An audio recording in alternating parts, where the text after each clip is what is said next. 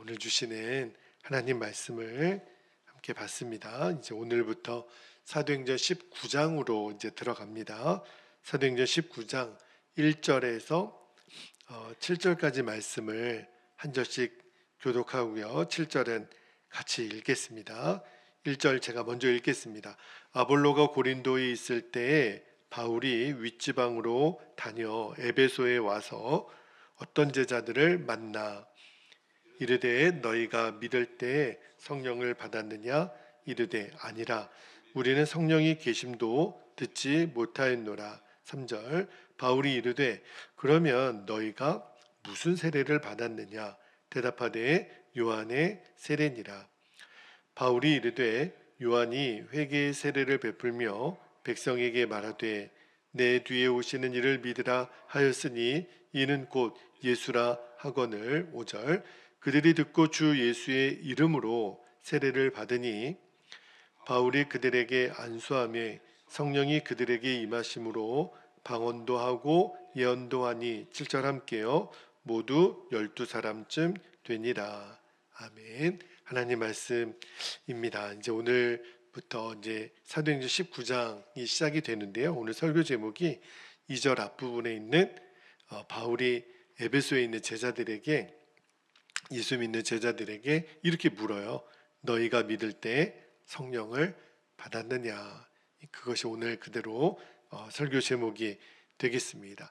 자, 우리 어저께 그 사도행전 18장을 마무리하면서 이제 바울이 3차 전도 여행을 이제 시작했다고 그랬죠. 그래서 요 3차 전도 여행의 이제 중심지가 에베소 지역이 됩니다. 그 일을 쭉 이제 기록하고 있는데 오늘 1절에 보니까 바울이 에베소에 있는 어떤 제자들을 이렇게 만났다고 그랬어요. 그런데 바울이 보니까 좀 이상한 거예요. 이 제자들이 예수님을 믿는다고 말을 하는데 뭔가 중요한 게 빠진 것 같은 그런 느낌이 드는 거예요. 그래서 거두절미하고 바울이 그들에게 이렇게 묻습니다. 2절 앞부분에 있는 말씀, 오늘 설교 제목인데요. 너희가 믿을 때 성령을 받았느냐? 이렇게 물어요. 그러니까 아니나 다를까 좀 충격적인 대답을 그들이 하는데 2절 후반부에 볼게요. 2절 후반부에 보니까 아니라 우리는 성령이 계심도 듣지 못하였노라. 여러분 받았느냐라고 질문하면 받았다, 못 받았다, 또는 잘 모르겠다 이렇게 대답을 해야 되는데 그들의 대답을 잘 들어보니까 성령이라는 말을 들어보지도 못했다는 거예요. 그러면 바울이 정말 예수 그리스도의 십자가 복음으로 이들이 구원받은 게 아니라는 것을 알고서 또 뭐라고 묻냐면 3절에 보세요. 3절에 보니까 그러면 너희가 무슨 세례를 받았느냐 이렇게 묻잖아요. 그러니까 그들이 뭐라고 대답해요? 요한의 세례라고 이렇게 대답을 해요. 그러니까 이제 바울과 그들의 대답을 잘 보면 아직까지 에베소에 있는 제자들은요 예수님을 온전히 믿었던 게 아닙니다. 그러니까 믿는다고는 해요. 예수님을 대해서 안다고는 얘기하지만 그들은 여전히 어디에 머물러 있냐면 요한의 세례만 알고 있었던 사람이라는 거예요. 아마 이들이 이렇게 요한의 세례만 알고 있었던 그 믿음의 한계는요 어제 나누었죠. 누구 때문에 그랬을까요? 아볼로 때문에 그랬어요. 아볼로는 우리가 어제 읽었던 것처럼 그 사도행전 18장 24절 이후에 보면 아볼로 이야기가 나오는데 아볼로가 지역으로는 알렉산드리아 그 지역이 학문이 굉장히 발달했던 지역이라 그랬잖아요. 그러니까 거기서 굉장히 오늘날로 치면 신학교 교수 같은 그다음에 유대인이고 성경에도 능하고 또 많은 사람들을 가르치고는 있었는데 바울이 보니까 아볼로의 한계가 뭐냐면 아볼로 역시도 요한의 세례밖에는 알지를 못했어요. 그래서 어제 브루스길라 아굴라 부부를 통해서 아볼로가 겸손히 예수님의 십자가의 복음의 진리를 듣죠. 그리고 그가 성령 체험을 한단 말입니다. 그러니까 아직까지는 에베소 교회에 있는 제자들이 요 아볼로의 영향의 한계 속에 있었던 거죠. 그죠? 그래서 여러분 아볼로가 말했고 또 이 에베소 지역에 있는 아직 성령 받기 전에 그 제자들이 요한의 세례를 받았다 그랬는데 요한의 세례가 뭐예요? 요한의 세례는요 한마디로 말하면 회개의 세례예요. 하나님이 약속하신 메시아가 올 건데 그 메시아를 소망하며 예수님을 영접하는 준비 단계로서의 그 요단강에서 세례 요한이 회개의 세례를 베풀었잖아요. 그러니까 지금 우리가 예수님을 나의 구주, 나의 왕, 나의 생명으로 영접하는 것과는 차이가 다른 거예요. 그러니까 성부, 성자, 성령의 이름으로 받는 세례가 아니었던 거죠. 그러니까 바울이 딱 봤을 때 에베소에 있는 이들은 아직 거듭난 그리스도인이 아니구나. 그죠? 그래서 바울이 그들에게 설명을 해줘요. 요한의 세례, 요한이 회개 세례를 베풀며 장차 오실 그분을 영접하라고 했는데 그분이 바로 예수 그리스도시다. 그런 겁니까? 그리고 5절과 6절 보세요. 5절과 6절에 보니까 그들이 듣고 주 예수의 이름으로 세례를 받으니 6절에 바울이 그들에게 안수하며 성령이 그들에게 임하심으로 방언도 하고 예언도 하니 드디어 에베소에 있는 제자들이 이제 정확한 십자가 복음을 듣는 거예요. 그리고 성령이 그들에게 임하고 그들이 방언하고 예언하는 성령의 체험을 하게 됩니다. 이게 오늘 본문의 줄거리예요. 근데 말씀을 읽으면서 여러분이 한 가지 좀 조심해야 될 게 있는데 그게 뭐냐면 이들이 세례를 받고 바울에게 안수를 받을 때 성령이 임했다 그랬잖아요. 그러면 우리 생각에 예수님을 믿는 것과 성령을 받는 것이 다른 건가? 성경은 그렇게 말하지 않아요. 우리 그러니까 예수님을 정확히 믿으면 십자가 복음의 진리에 의하여 정확히 믿으면 성령님은 우리 안에 곧 그대로 오세요. 그게 성경의 진리예요. 여러분 예수님을 믿는 모든 자는 성령을 받는 겁니다. 왜 그러냐면 사도행전 2장 38절을 한번 볼게요.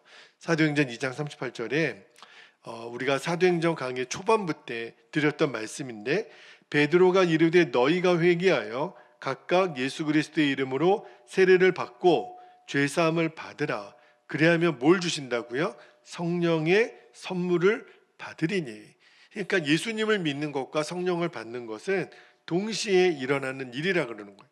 그리고 바울도 고린도 교회에 보낸 편지에 의하면 고린도전서 12장 13절을 한번 볼게요. 바울이 이렇게 얘기합니다. 우리가 유대인이나 헬라인이나 종이나 자유인이나 다 한 성령으로 세례를 받아 한 몸이 되었고 또 다 한 성령을 마시게 하셨느니라. 그러니까 성령은 어느 누구도 예외 없이 모든 믿는 사람에게는 성령이 오시고 성령의 세례를 받는다는 거예요. 그리고 또 하나 우리가 오해하지 말 것이 그러면 성령이 임하면 이렇게 오늘 제자들처럼 방언도 하고 예언도 하나 꼭 그렇지는 않아요. 그러니까 성령이 임할 때 방언하는 사람이 있죠. 우리 교회에도 방언의 은사가 있는 분이 있고 또 그렇지 않은 분들도 계세요. 또 예언의 은사는 굉장히 또 드물게 있잖아요. 그러니까 성령이 우리 안에 오셨도 이 은사는 하나님의 선물이기 때문에 하나님의 주권이에요. 어떤 분에게는 그것이 있을 수 있겠지만 없을 수도 있어요. 그리고 또 하나 성령이 우리에게 임할 때 여러분도 그런 경험을 해보셨는지는 모르겠는데 저 같은 경우도 중학교 때 성령 체험을 했지만 그때 막 몸이 막 떨리고 막 혀가 떨리고 몸이 굉장히 뜨거워지는 그런 경험이 있었거든요. 뭐라고 말로 설명을 못 하겠어요. 마치 열감기 난 것처럼 너무너무 그렇게 몸이 뜨거워지는 체험을 했는데 근데 이런 체험은요.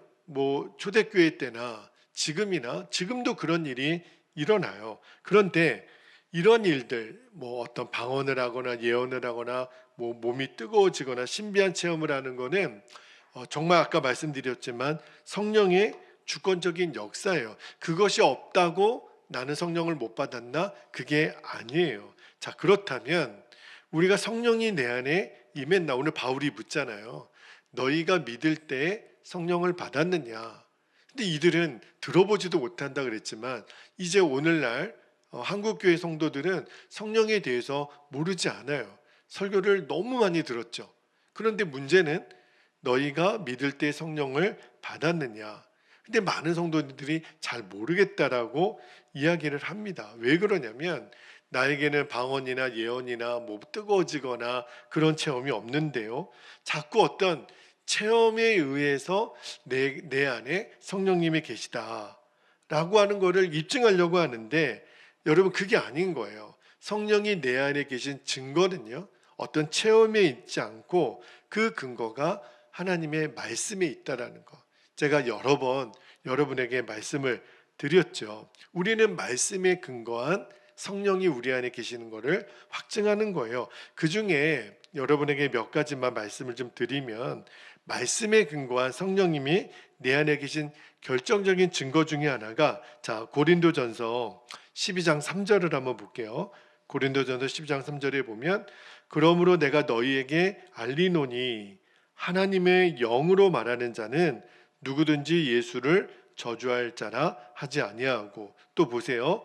또 성령으로 아니하고는 누구든지 예수를 주시라 할 수 없느니라.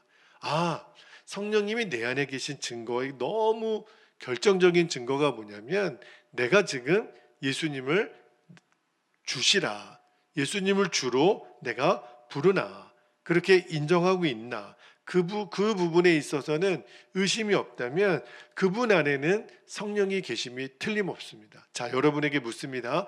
여러분은 예수님을 주님으로 고백하십니까? 아멘이죠. 그러면 여러분 안에 성령님이 지금 계세요.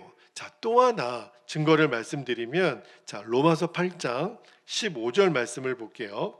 15절에 보면 너희는 다시 무서워하는 종의 영을 받지 아니하고 양자의 영, 이 양자의 영이 성령입니다.